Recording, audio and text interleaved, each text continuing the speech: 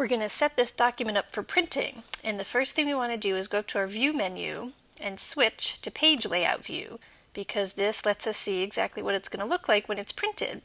And as you can see, one of our columns is not quite fitting on the sheet. What we can do in this case is we could either choose to resize our columns by dragging them bigger or smaller.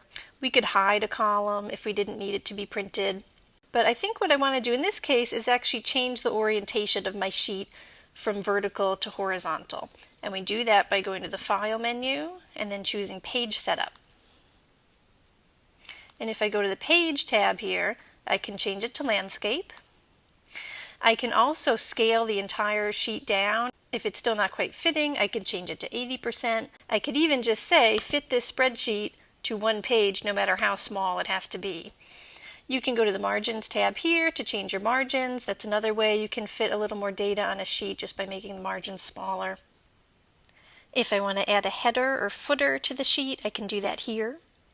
A header appears at the top of every page, a footer appears at the bottom of each page.